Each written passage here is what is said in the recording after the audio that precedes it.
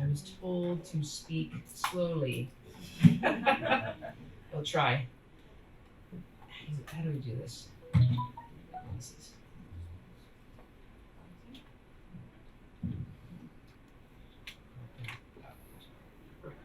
So, so make sure that I'm not over speaking my time. It's okay. Well, yeah, going to go on and on. You are just talking. Yeah, you guys are. Thank you so much. I mean, everyone's been so wonderful, and it's just great to see everybody. We're working with Michelle, and I really look forward to working with everybody here. So, okay, so I want to talk about classification of endometrial cancer, which is a pretty big topic to cover in 20 minutes. Okay, so this is not clicking. Maybe I have to do it special way.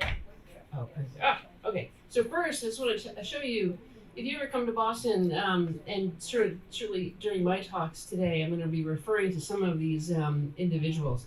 Sue Campos helps to direct our pathways, clinical pathways, and I know that your team will be working with our pathway. So she's going to be a key person to kind of help streamline a lot of the, edits and changes that we do together. We meet pretty frequently to do this. Joyce Liu, second from the left, is our director of clinical research.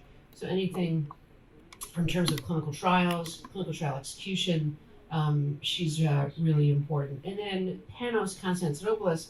Panos is our director of translational research, and he's a true star. They're all stars. Panos is a star. He's really done a lot of PARP inhibitor combination work. He has several papers coming out and being submitted, so he's terrific. And then a host of other folks. I should also point out Alexi Wright, bottom right. She's our director of kind of clinical outcomes. So if there are studies that we ever want to do together that involve handheld apps on phones or quality of life or patient-reported outcomes, she's the go-to person. And we also have several new physicians who've joined our group in the past year, all of whom are wonderful and working on, all do some clinical care, but all of these guys really do a lot of research too.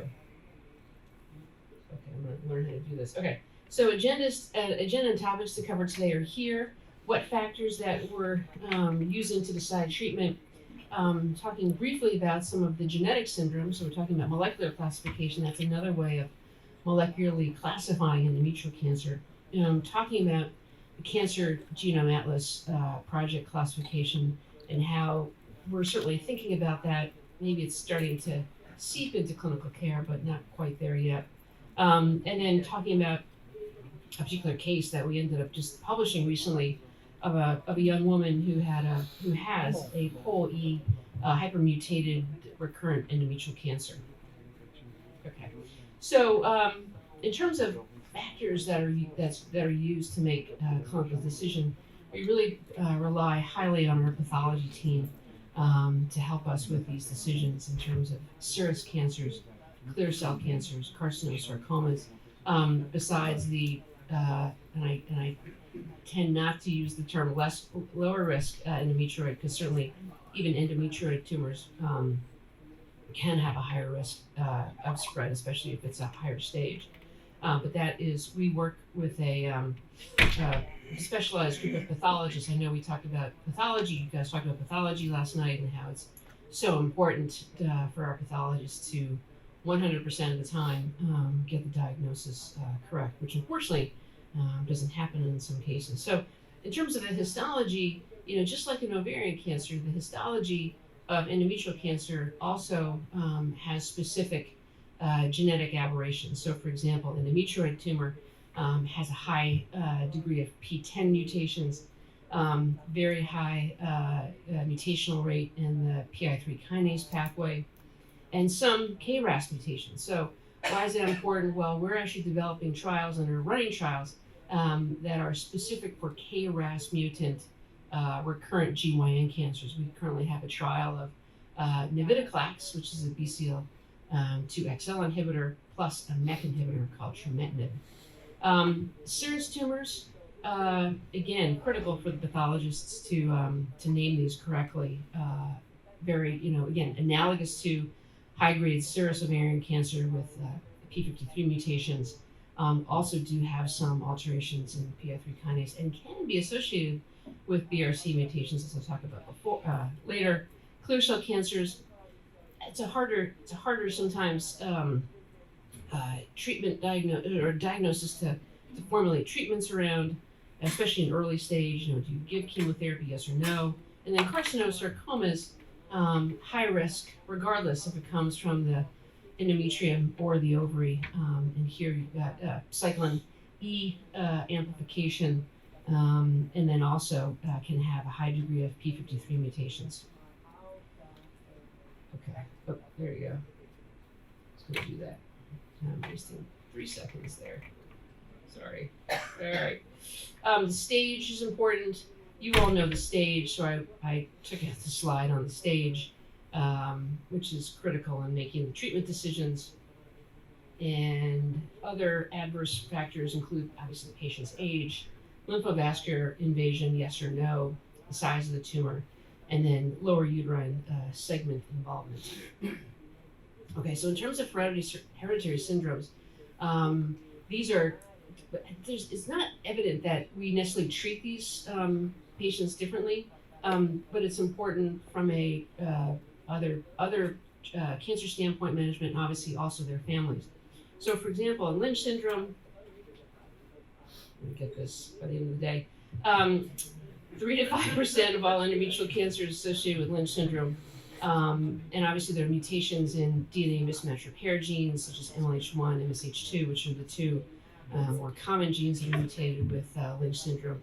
And when somebody is identified as having Lynch, they have up to a 70%. It varies on reports, but up to about 70% risk of having endometrial cancer.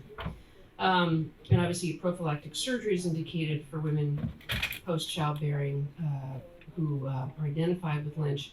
And now in the United States, I'm interested to hear what you do. At least at Boston, we do universal mismatch repair testing and how we do this. All right, so there's the screening phase and obviously the confirmatory phase. So our pathologist on every single case of endometrial cancer, regardless of histology, does immunohistochemistry for loss of expression of mismatch repair testing. We do not do the PCR, but the PCR could be done. And obviously false negatives can occur with either, but our pathologists write on the report. It doesn't necessarily come out with the report right away, but it will be issued as an addendum, typically within the next week. And obviously if there's somebody who's identified as having loss, then we will send those patients typically for genetic testing.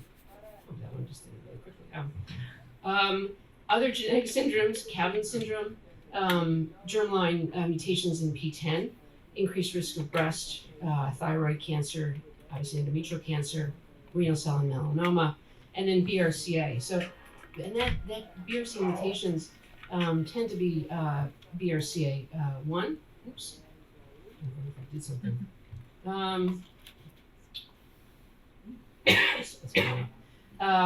Whoops. So for example, there was a study that looked at serous cancer or endometrial cancers in BRCA.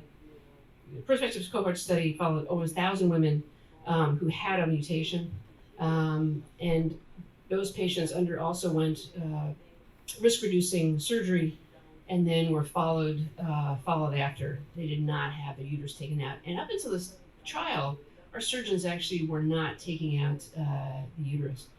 But because of this trial, 8 uterine cancers were eventually diagnosed. Most of these were serous cancers, and most of these were BRCA1. So for any patient who walks through the door with a serous tumor in the endometrium, we're actually offering them genetic testing. Okay, so molecular classification through the Cancer Genome Atlas, which is now relatively old data, came out a number of years ago. And this trial study took patients initial cancers, so not a recurrence, but initial tumors, and then subjected them to next generation sequencing, all sorts of molecular testing. I looked at 373 cases of different types of histology, mixed histology, endometrioid, serous as well, and came up with these 4 overarching groups, which we think about for sure, and it's being tested prospectively in Portec 4A, but we don't totally use this right now, but we think about it. So the top group that does very well, are patients with POL-E mutated cancers. They're pretty rare, but when they pop up on next generation sequencing, they're impressive. I mean, they have just pages and pages of mutations. I mean, they're truly hypermutated. They're really interesting. At the bottom are the patients in the red line who have serous tumors, so endometrial serous tumors, as I mentioned, high level of p53 mutations, more aggressive. And I just read a statistic because we have a trial open right now of a WEE1 inhibitor, AZD 1775, and we're trying to continue our trial. So this is a big issue, and in terms of deaths, so there are around, at least in the United States, around 8,000 deaths from uterine cancer per year. And it's reported that around half of those deaths are related to serous cancers. I don't know what its total is in Brazil, but it's definitely an issue in the United States. And in the middle are the 2 others. So the kind of the lower grade endometrioid tumors that are not hypermutated, and then also the more hypermutated cancers. And obviously these groups have significant prognostic implications. Okay.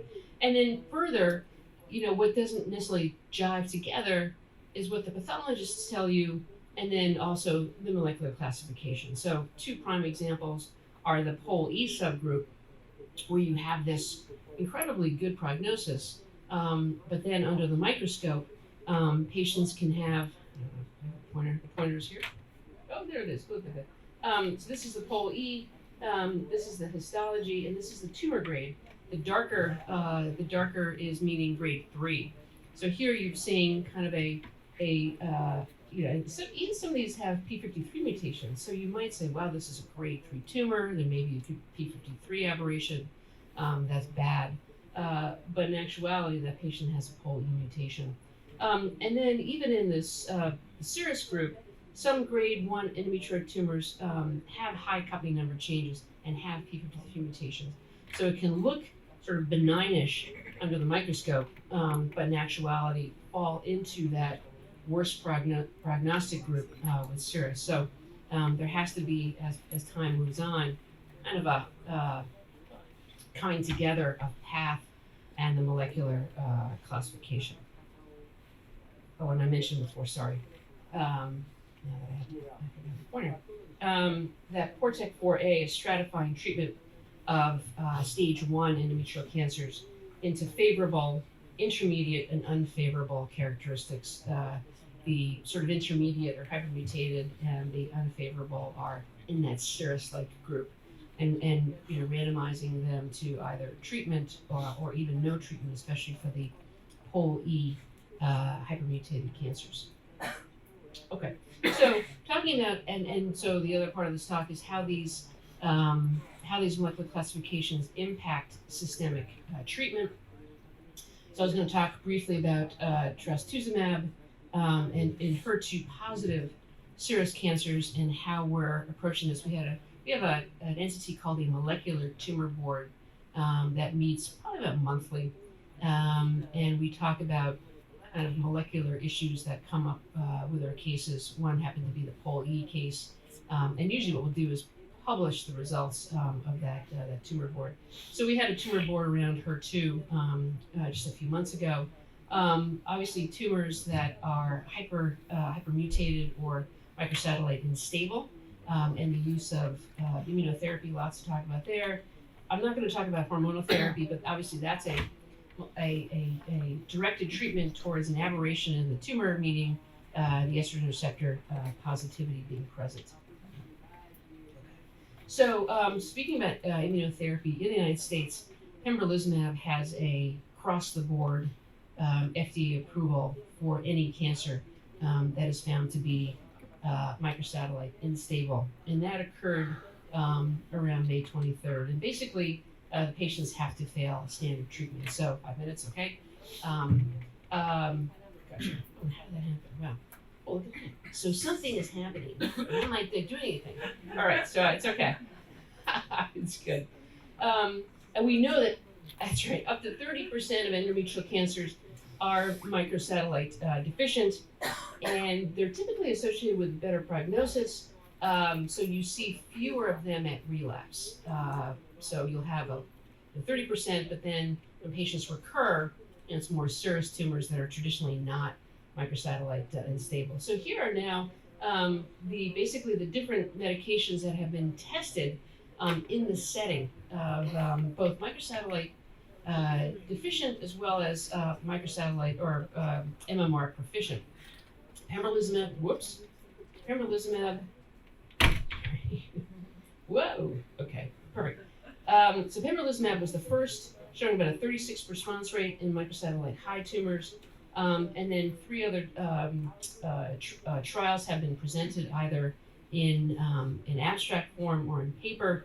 I'm going to talk with you briefly about avelumab because Panos and our group has done that, showing in an MSI high about a 30% response rate and a microsatellite stable around 6%.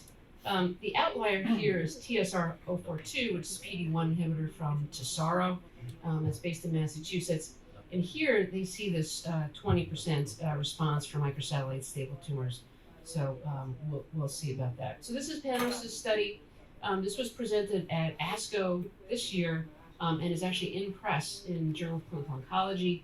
And it's a phase 2 study of avelumab, which is a PD-L1 inhibitor in patients with recurrent endometrial cancer.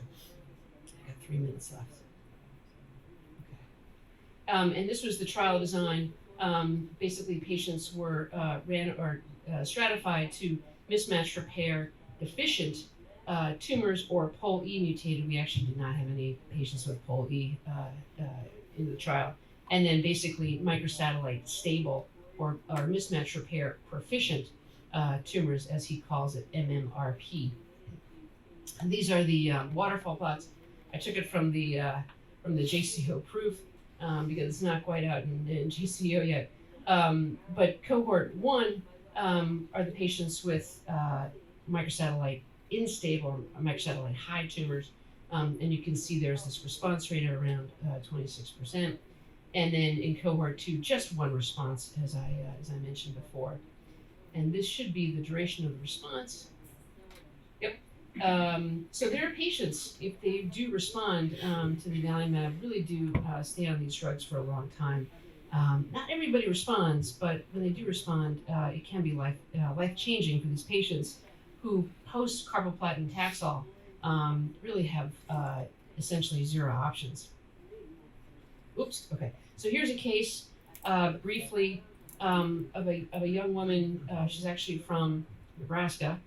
She came to see me as second opinions, 49, and she was diagnosed with and this is kind of classic for what I was talking about before, where the pathology doesn't necessarily jive with the molecular classification. So there's a high-grade mixed carcinoma with serous, clear cell, and endometrioid components. She had quite extensive disease. She had 75% myometrial thickness, invasion, and initially she had a tumor that was metastatic to the ovaries, omentum, and pelvic lymph nodes. So she was stage 4 disease. Given 6 cycles of carboplatin and paclitaxel, and then 2 years later developed a recurrence intra-abdominally, and then received another 6 cycles of carbotax in Nebraska. I saw her last summer. We ordered next generation sequencing as part of our profile panel at Dana-Farber. And she also at that same time came to us and underwent cytorectal surgery. And I got the next generation sequencing about 4 weeks after surgery, and had one of these incredible NGS reports with pages and pages of mutations and a hypermutated genotype. 3 months later, she ended up developing liver metastases and had progression of her disease. So as soon as this comes up, I will show you. There we go. So this is pre-pembrolizumab. She's diffuse liver metastases. She's got this kind of, thickening of omentum, a mass in the front. Again, multiple liver metastases. And after 3 cycles of pembrolizumab, has a nice reduction in this tumor burden. Certainly not complete resolution, time is over. Not complete resolution of metastases, but a good, and she's still on this medication. Okay, and briefly about use of HER2 directed therapy, trastuzumab. We are defining HER2 positivity as an immunohistochemistry stain that's 3+ or greater. 2+ are not reflexively going to amplification testing. And this is a randomized phase 2 published in the JCO of Carbotax versus Carbotax Herceptin for patients with HER2 positive endometrial serous tumors, showing an improvement in progression-free survival. So, and that's only for patients who are HER2 positive truly. Okay, so just briefly about the trials that we have open right now. And our group put a big focus into recurrent endometrial cancer trials 2 years ago because of the unmet need. I've already mentioned to you avelumab for recurrent endometrial cancer. This trial is now added a PARP inhibitor, talazoparib, and we're actually also adding axitinib to the trial. Joyce Liu has a trial of the WEE1 inhibitor for recurrent serous endometrial cancer. We're very excited about these results. Panos has a study of abemaciclib, a CDK4/6 inhibitor with letrozole in recurrent endometrial cancer. And then one of our radiation oncologists has a radiation therapy plus immunotherapy, specifically durvalumab and tremelimumab ongoing right now. So I think that is my last slide. Thank you so much. Any questions? We take questions? Okay, sounds good. Okay.